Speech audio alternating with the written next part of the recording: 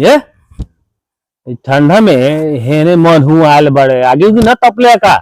घाम तपई तरी को राखे आगे तपली अनुनूर आलम भाई कथी कहू हम। हाँ। इतना जाड़ा में बाल बच्चा सब नानी नानी बा एती और हमर बाबू माई अलगा कह देल तो हम साफ बड़ी माने दुखे हवा हमरा बड़ी अलगा कह दिलो का है कथी कहियो हो मत यानी जेती और हम कमाइए नु बड़का रही माने अब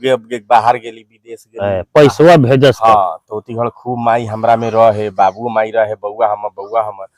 भैया सब पढ़े नानी नानी रहे। अब हम चल अली बाहर से घरे रहे लगली भैया से कमाए लगल तब बाबू माई हमरा के किछो गुनबे न करले कहले न हई न करम हऊ न करम। अब छोट पतो सा हो गेल दू गो ओकनी के तीन गो तो हमनी के तो हमरा बाल बचा के हमरा घर वाले के तो कोई इज्जते न करले कथी करू लोग कही से बेटुए में दोष है माने लोग ई न कहले कि बापो मतारी में कबो दोष रहले ढेगो पर के बाप मतारी बुझाई था। अब का जानी जेती कम तू एगो बात कहियो केतनो नीमन रह बेटा ठीक बा तू खाली तिका कम कमा के देखा तोहर बाबू माई जवन बेसी कमाई ता नु ओकरा ओरी से होए लागी वो तो तोरा घरे में मेरा आरवे तोरा के बारे को खूबसन देत रही जे कमाते नहीं के है फल्ला कमाई के इतना हो गई है उ सब याद नहीं के करे पहले बाहर रहली त खेत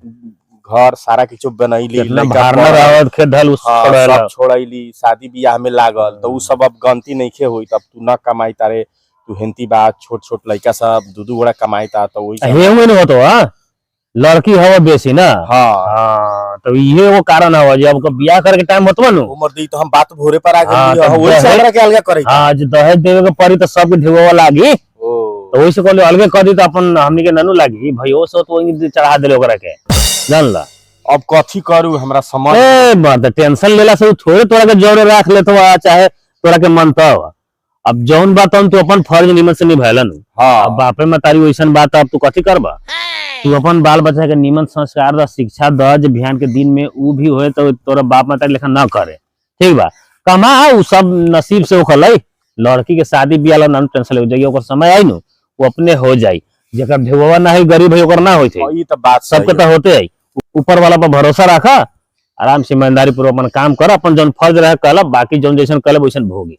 लोग वीडियो देखे कहत हो कि बाप मतारी के ई सब हंसैता तो सब बाप मात्र वैसे ना उखले तो सब बेटो वैसे ना उखले समाज के आधारित घटना है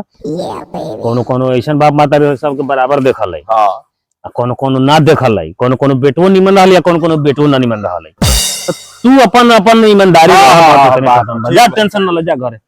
नानू सके टेंशन लेवे के